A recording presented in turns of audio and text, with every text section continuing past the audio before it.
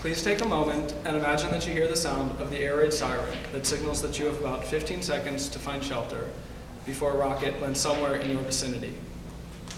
Your mental timer starts. 15, 14, 13. You immediately begin to run to the shelter that's around the corner. You race down your street and approach the corner with 8 seconds to go. But as you turn the corner, you trip over a bicycle that a child left there as he himself ran to the shelter. By the time you're back on your feet, you know that you only have 3 seconds left and it's impossible to get to the shelter in time. So instead, you duck down next to a tree and hope that none of the rockets land anywhere near you. You hear the earth-shaking explosion as the first rocket hits, then a second, a third, and a fourth hit in quick succession.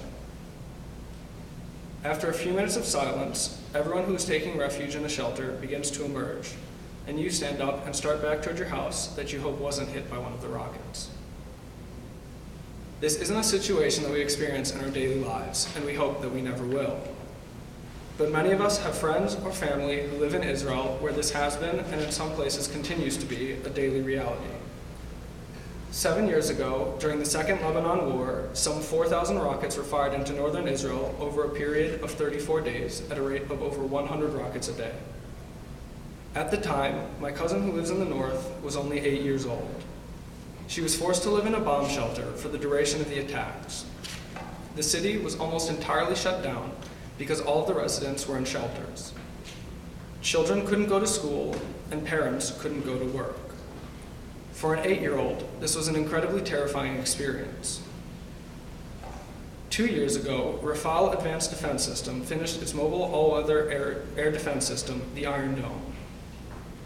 The Iron Dome uses a complex 3-part system to track a rocket launch and then calculate where the rocket will land. If the rocket is predicted to land in a protected area, or we would call it a populated zone, then the system fires an interceptor missile that safely detonates the incoming rocket in the air. Each Iron Dome battery consists of 3 launchers and costs approximately $50 million. Each interceptor missile costs approximately $40,000. Israel currently has 5 Iron Dome batteries deployed around the country. The Iron Dome is officially estimated to be between 75% and 90% effective. However, this percentage is disputed, with the lowest estimates putting the Iron Dome at around 40% effective. While the Iron Dome is excellent at what it does have a few issues. The first issue isn't necessarily in its engineering, but in its execution and cost. Israel spends $1 million for every 25 rockets intercepted, so an enemy could potentially attack Israel financially by simply firing large volleys of rockets. A better system would use more cost-effective missiles to intercept the rockets as opposed to the expensive missiles currently used. The solution to the second issue that the Iron Dome faces, its potentially moderate level of effectiveness, is part of its engineering and can only be solved by improving its engineering. However, there is a trade-off. Changing the system's engineering would increase the overall cost of the unit, potentially offsetting the financial gain of cheaper interceptor missiles. Anyone who knows me knows that I love engineering.